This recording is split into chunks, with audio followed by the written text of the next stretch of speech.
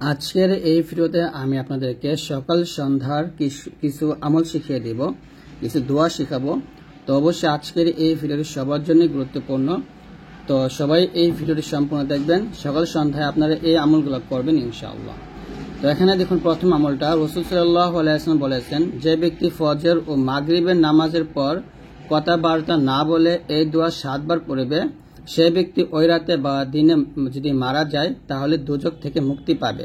মিশকাত শরীফের হাদিস এটা।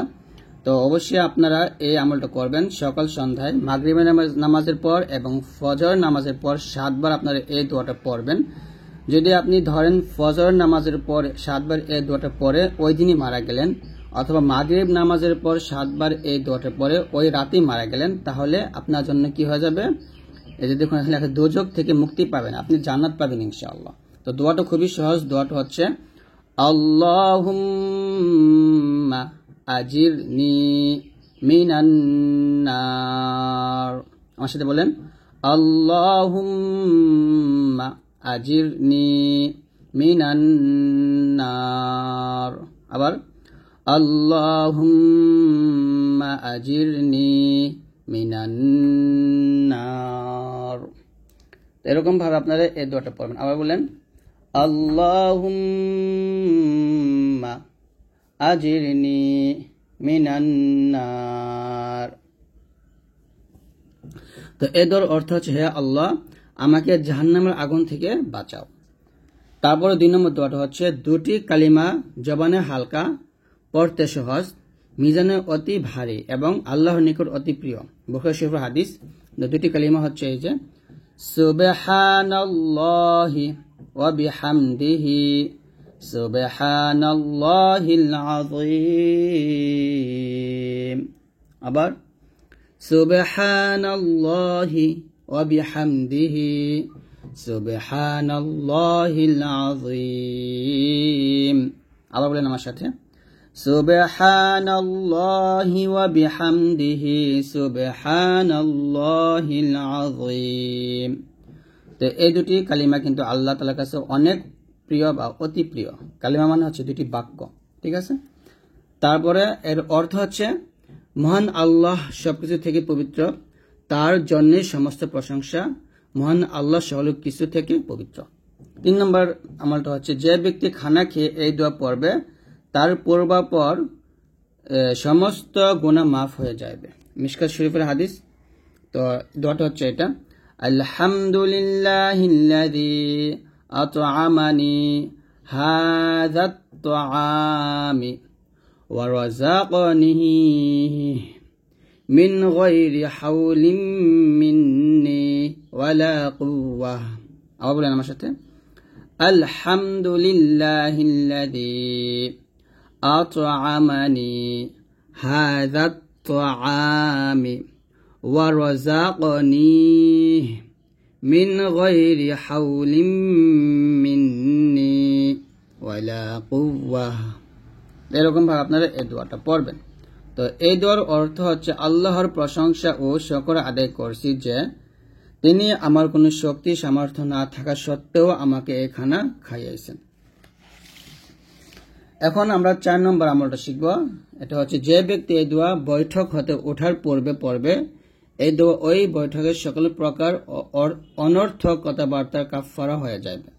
দোয়াটা হচ্ছে, সুবহানাকাল্লাহুম্মা ওয়া বিহামদিকা আশহাদু আল্লা ইলাহা ইল্লা আনতা আস্তাগফিরুকা ওয়া আতুবু ইলাইহি। আবার বলেন, সুবহানাকাল্লাহুম্মা ওয়া বিহামদিকা আশহাদু আল্লা ইলাহা ইল্লা আনতা আস্তাগফিরুকা ওয়া আতুবু ইলাইহি। তো দোয়াটার অর্থ হচ্ছে, হে আল্লাহ, তুমি চিরপবিত্র, তোমারই যাবতীয় প্রশংসা। আমি সাক্ষ্য দিচ্ছি তুমি ছাড়া ইবাদতের যোগ্য কেউ নেই। আমি তোমার নিকট ক্ষমা প্রার্থনা করছি এবং আমি গুনাহ থেকে তওবা করছি। 5 নম্বর দোয়াটা হচ্ছে, যে ব্যক্তি বাজারে গিয়ে এই দোয়া পড়িবে ওই ব্যক্তিকে আল্লাহ হাজার হাজার নেকি দান করবেন এবং হাজার হাজার গুনাহ মাফ করবেন। কিয়ামতের দিন হাজার হাজার উচ্চ মর্যাদা দান করবেন ও তার জন্য বেহেশতে একটি বালাখান তৈরি করিবেন। তো দোয়াটা হচ্ছে খুবই বড় বাট অনেক সহজ। লা ইলাহা ইল্লাল্লাহু ওয়াহদাহু লা শারীকা লাহু লাহুল মুলকু ওয়া লাহুল হামদু ইউহয়ি ওয়া ইউমীতু ওয়া হুয়া হাইয়্যুল লা ইয়ামুতু বিয়াদিহিল খায়র ওয়া হুয়া আলা কুল্লি শাইইন কাদির। তো অর্থ হচ্ছে আল্লাহ ছাড়া ইবাদতের যোগ্য কেউ নাই, তিনি এক, তার কোনো অংশীদার নাই, সমস্ত রাজ্য একমাত্র তারই, তার জন্যে সমস্ত প্রশংসা, তিনি জীবিত করেন, তিনি মৃত্যুদান করেন, তিনি স্বয়ং এমন জীবন্ত, তার কোনো মৃত্যু নাই এবং সবকিছুর উপর তিনি শক্তিমান। তো এই দোয়াটা আপনারা ইনশাল্লাহ এই আমলটা করার চেষ্টা করবেন। এখন আমরা 6 নম্বর আমলে চলে যাব। 6 নম্বর আমল হচ্ছে যে ব্যক্তি সকাল ও বিকাল এই দোয়া 3 বার পড়িবে আল্লাহ তাকে সকল প্রকার বালা মুসিবত হতে হেফাজত করিবে। তো সকাল বিকাল আপনার এই দোয়াটা 3 বার পড়বেন। দোয়াটা হচ্ছে বিসমিল্লাহিল্লাযী লা ইয়াদুররু মা'a ইসমিহি শাইউন ফিল আরদি ওয়ালা ফিস সামাই ওয়া হুয়াস সামিউল আলিম। আবার বলেন আমার সাথে, বিসমিল্লাহিল্লাযী লা ইয়াদুররু মা'a ইসমিহি শাইউন ফিল আরদি ওয়ালা ফিস সামাই ওয়া হুয়াস সামিউল আলিম। তো অর্থ হচ্ছে সে আল্লাহর নামে যার নামের কারণে আসমান জমিনের কোনো কিছু ক্ষতি সাধন করিতে পারে না, তিনি সবকিছু শ্রবণ করেন এবং সবকিছু অবগত আছেন। 7 নম্বরটা হচ্ছে যে ব্যক্তি এই দোয়া পড়িবে তাহার ঋণ অধিক পরিমাণ হলেও আল্লাহ পাক তার সে ঋণ পরিশোধ করার ব্যবস্থা করে দিবেন। মিশকাত শরীফের হাদিস। তো দোয়াটা হচ্ছে আল্লাহুম্মা কফিনি বিহালালিকা আন হারামিক ওয়া আগনিনি বিফাদলিকা আম্মান সিওয়াক। আবার বলেন আমার সাথে, আল্লাহুম্মা কফিনি বিহালালিকা আন হারামিক ওয়া আগনিনি বিফাদলিকা আম্মান সিওয়াক। তো এই দোয়ার অর্থ হচ্ছে, হে আল্লাহ, আমাকে হালাল পন্থায় এই পরিমাণ রিজিক দান করো যা আমার জন্য যথেষ্ট হয় এবং হারাম উপার্জনের প্রয়োজন না হয়, আর তোমার অনুগ্রহে আমাকে সচ্ছল করে দাও যেন তুমি ছাড়া অন্য কারো মুখাপেক্ষী হতে না হয়। তো এখন আমরা 8 নম্বর দোয়াটা শিখব। সেটা হচ্ছে যে ব্যক্তি ওযু শেষে এই কালিমা পড়বে ওই ব্যক্তির জন্য বেহেশতের 8টি দরজা খোলা থাকবে, সে যে কোনো দরজা দিয়ে বেহেশতে প্রবেশ করতে পারবে। তো দেখুন কত বড় একটা আমল। তো এই আমলটা অবশ্যই করবেন। দোয়াটা হচ্ছে এটা হলো কালিমা শাহাদাত, আশহাদু আল্লা ইলাহা ইল্লাল্লাহু ওয়াহদাহু লা শারীকা লাহু ওয়া আশহাদু আন্না মুহাম্মাদান আবদুহু ওয়া রাসূলুহু। আবার বলেন আমার সাথে, আশহাদু আল্লা ইলাহা ইল্লাল্লাহু ওয়াহদাহু লা শারীকা লাহু ওয়া আশহাদু আন্না মুহাম্মাদান আবদুহু ওয়া রাসূলুহু। এই দোয়াটা আপনারা পড়বেন। এই দোয়ার অর্থ হচ্ছে আমি সাক্ষ্য দিচ্ছি যে আল্লাহ ছাড়া কোনো মাবুদ নেই, তিনি এক, তার কোনো শরীক নেই। আমি আরো সাক্ষ্য দিচ্ছি যে মুহাম্মদ সাল্লাল্লাহু আলাইহি ওয়াসাল্লাম আল্লাহর বান্দা ও রাসূল। এখন আমরা 9 নম্বর দোয়া চলে যাব। যে ব্যক্তি সকাল সন্ধ্যায় বিসমিল্লাহ সহ 3 বার করে সূরা ইখলাস, সূরা ফালাক ও সূরা নাস পড়িবে আল্লাহ তাকে সমস্ত বিপদ আপদ, বালা মুসিবত এবং জাদুটনা ইত্যাদি হতে হেফাজত করিবেন।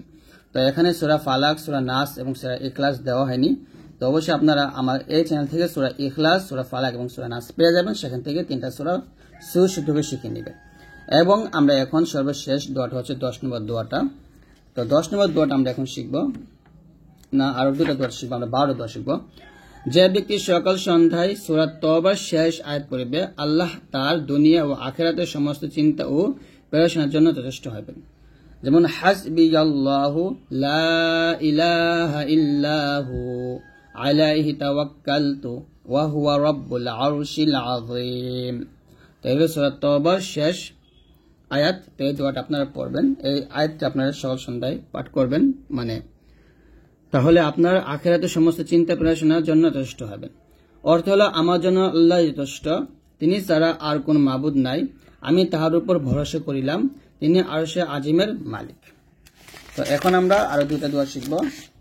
প্রথম 11 নম্বর দোয়াটা হচ্ছে, যে ব্যক্তি সকাল ও সন্ধ্যায় নিচে দোয়াটি 3 বার পড়িবে, আল্লাহ তার ঈমান, জান, মাল, ছেলে মেয়ে, পরিবার হেফাজত করিবেন। দোয়াটা হচ্ছে, বিসমিল্লাহি আলা দীনি ওয়া নাফসি ওয়া ওয়ালাদি ওয়া আহলি ওয়া মালি। আবার বলেন, বিসমিল্লাহি আলা দীনি ওয়া নাফসি ওয়া ওয়ালাদি ওয়া আহলি ওয়া মালি। অর্থ হচ্ছে, আমার দিন, জান, ছেলে মেয়ে, পরিবার ও মাল রক্ষার জন্য আল্লাহর নামে শুরু করছি।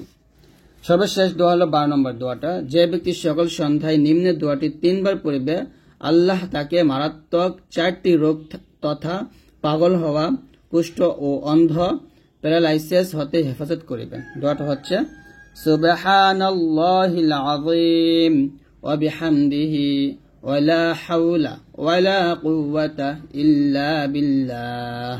আবার বলেন, সুবহানাল্লাহিল আযীম ওয়া বিহামদিহি ওয়া লা হাওলা ওয়া লা কুওয়াতা ইল্লা বিল্লাহ।